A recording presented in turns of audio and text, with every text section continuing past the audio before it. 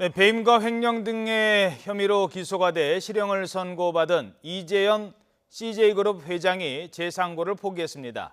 병세가 급속히 악화돼서 더 이상 재판을 진행할 수 없다는 게 CJ 측의 입장입니다.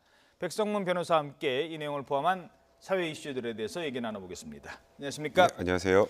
자, 이재현 CJ그룹 회장, 일단 시청자분들을 위해서 3년 전에 그 구속 기소가 됐습니까, 벌써? 네, 그렇죠. 어떤 혐의였는지부터 좀 살펴보죠. 그 당시 굉장히 충격적이었는데요. 그러니까 국내외 법인으로부터 이제 비자금을 조성한 게 대략 6천억 원 정도 된다라는 얘기가 있었고요. 첫 번째 기소 내용에 그다음에 546억 원 정도의 조세 포탈, 그리고 719억의 국내 법인의 재산을 해외로 빼돌린 혐의, 거기다 일본에서 개인의 부동산을 구입하면서 일본 CJ에 보증을 세워서 또 일본 CJ에 392억 정도의 회사의 손실을 가져왔다. 약간 업무상 배임입니다.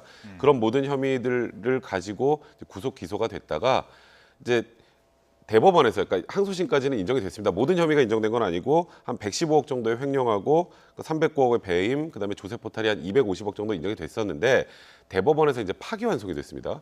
파기환송이 돼서 CJ 측에서 이제 기대를 갖기 시작을 했어요. 이제 파기환송심에서는 집행유예로 나올 수 있지 않을까라고 했는데 파기환송심에서 다시 또 실형이 선고가 됐죠. 그리고 CJ 측에서 다시 이재현 회장이 재상고를 했습니다. 재상고를 했는데 지금 아까 알려진 대로 병세가 굉장히 지금 많이 악화가 돼 있다고 하고요. 그래서 더 이상의 재판 진행은 현실적으로 불가능하다라고 해서 지금 상고를 포기한 그런 상황입니다. 그러니까 재상고를 포기를 했으면 그 형은 몇 년이 나온 거죠? 마지막에 2년 6개월입니다. 2년 6개월. 지금까지 구속 기소된 거는 3년. 그러면 이미 그 기간을 넘어섰네요.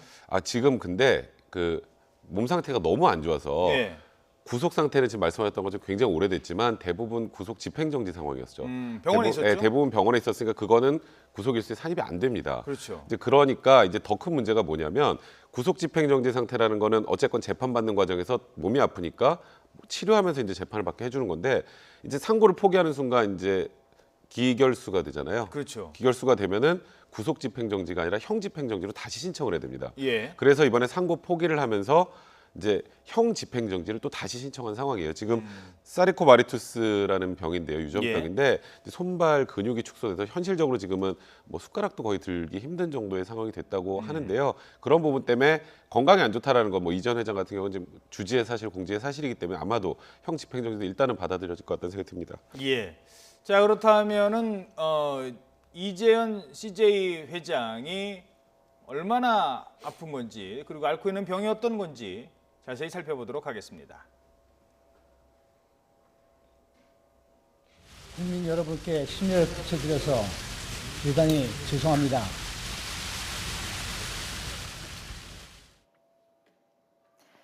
네, 지금 보신 장면은 3년 전이었죠. 지난 2013년 6월 횡령과 배임 혐의를 받고 있던 CJ그룹 이재현 회장이 검찰에 출석할 때의 모습이었습니다. 그때만 해도 비교적 건강해 보였는데요. 이후 언론에 비친 이 회장은 갈수록 건강이 악화되는 모습이었습니다. 징역 2년 6개월의 실형을 선고받은 이재현 회장, 현재는 구속 집행 정지 상태로 서울대병원에서 치료를 받고 있는데요. CJ그룹이 이 회장의 투병 사진을 공개했습니다. 이 회장은 현재 신경근육계 유전병을 앓고 있습니다. 사진을 보면 엄지와 검지 손가락 사이에 근육이 빠져 앙상한 모습을 확인할 수 있습니다. 발등이 솟아오른 것도 볼 수가 있죠. CMT, 샤르코마리투스라고 불리는 병인데요. 인구 10만 명에 36명꼴로 발생하는 희귀한 병입니다. 국내에서 이 병을 겪고 있는 환자는 16,000명 정도로 추산되는데요. 유전자의 중복성으로 생기는 것으로 알려졌고 가족력이 큰 특징입니다. 나타나는 증상은 말초신경에 손상이 생겨 근력이 약해지고 근육이 위축됩니다. 이로 인해 팔다리가 가늘어지고 손발이 변형되는 건데요. 증상이 거의 나타나지 않는 사람도 있지만 심하면 척추와 고관절까지 변형돼 걷지 못하기도 합니다.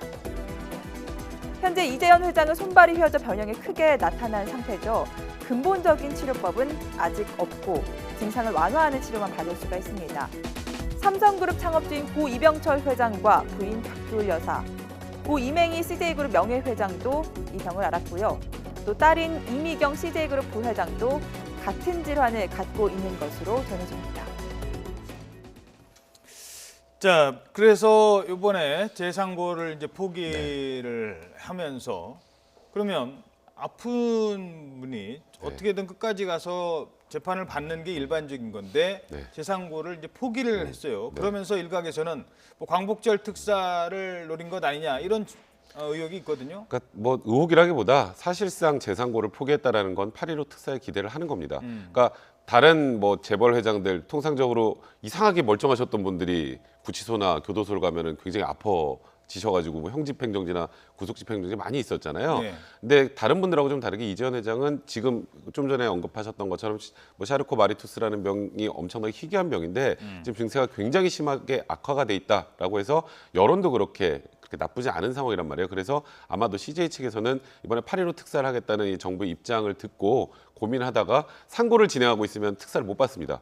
아예 재판 중이니까요. 재판 중이기 때문에 특별사면을 못 받기 때문에 일단은 상고를 포기하고 결과를 지켜보는 게 아닌가라는 생각이 좀 듭니다. 예. 자, 그러면 형은 확정이 그냥 되는 거죠? 네, 맞습니다. 그대로 확정이 되고 유죄를 이제 인정하고 네. 대신 치료라도 받을 수 있게 몸이라도 자유롭게 좀 다닐 수 있는 그러니까 그런 또 쟁점입니다. 일각에서 그런 얘기도 있는 게요. 지금 현재 재상고까지 가는 과정에서 결과가 뒤바뀔 가능성도 현실적으로 거의 없다라는 측면도 분명히 반영이 된 것 같고요. 그렇다면 희박한 그 재상고심에 기대를 하는 것보다는 그래도 8.15 특사의 가능성이 좀 더 있지 않을까라고 판단한 게 아닌가라는 생각이 드는데요. 예. 이번에 이제 뭐 8.15 특사에 지금 또 여러 기업인들 거론이 되는데 또 국민 감정에서는 또 항상 말이 나오고 그 유전무죄, 무전유죄. 뭐 다른 사람들은 죄지면 끝까지 살아야 되는데 또 기업인들은 뭐 국가 경제를 위해서라는 측면으로 나와야 되느냐라는 비난이 있는데요. 예. 지금 논란이 되는 분들 중에 일단 이재현 회장하고 뭐 최재원 SK 부회장하고요. 구본상 LIG 넥스원 부회장 정도가 일단 물망에 올라 있는 그런 상황입니다. 예, 지금 거론되는 기업인들 좀 보겠습니다. 지금 얘기됐던 이재현 회장, 그리고 김승현 회장도 지금 집행유예로 출소가 돼 있습니다만 집행유예 자체를 없애는 거죠. 상황이죠. 예. 그리고 또 최재원 부회장 역시 지금 현재 수감 중이고요. 그리고 구본상 LIG 넥스원 부회장 역시 사기 혐의로 수감이 된 상황입니다. 자, 뭐 그렇다면 아프다고 해서 도저히 병원 그러니까 구속돼서 내가 지금 감옥에 못 있겠어요. 너무 아픕니다라고 했어요. 네. 근데 나중에 보면 경영 일선에는 또 복귀한다고 그래요. 아프다는 분이 감옥에는 못 있겠고 물론 감옥에 누구나 다 있기 싫은 거예요. 그런데 경영 일선에는 또 복귀하겠다. 이런 걸 보면 김승현 회장도 좀 있으면 이제 경영 일선 복귀한다고 다 얘기 나오지 그렇죠. 않습니까? 과연 국민들 입장에서 아니 돈 있는 사람들은 감옥에 있을 때는 아프다고 잘 빠져나오고 나와서는 경영 일선에 복귀하고 이게 뭐지라는 생각이 들 것 같아요. 그러니까 저도 그래서 특별사면권의 행사는 굉장히 제한적으로 인정이 돼야 된다고 생각하는 입장입니다. 그러니까 지금 말씀하셨던 것처럼 일단 감옥 가면 쉽게 말해서 감옥 가면 다들 아픕니다. 힘듭니다. 그런데 일단 바깥에서 화려하게 사시던 분들이 안에 들어가면 더 힘들겠죠. 근데 분명히 그거보다 좀 더 과장이 돼서 아픈 걸 표현을 하고 이렇게 타면을 받건 형집행정이나 구속집행정을 받아서 말씀하셨던 것처럼 어느 날 너무나 멀쩡하게 다시 경영일선에 복귀하는 걸 보면 국민들이 굉장히 상대적 박탈감을 많이 갖게 되거든요. 그러니까 특별사면권이라는 건 정말 이 사람을 이제 사면해줄 필요가 있을 때 그게 국민적 공감대가 형성이 됐을 때 그런 경우에만 아주 극히 제한적으로 행사되는 게 그래도 국민들이 입을 수 있는 그 상대적 박탈감을 최소화할 수 있는 방안이 아닌가 생각이 드네요. 예. 사면은 죄송합니다. 앞으로 잘하겠습니다. 반성하고 뉘우치는 사람한테 사면을 하는 겁니다.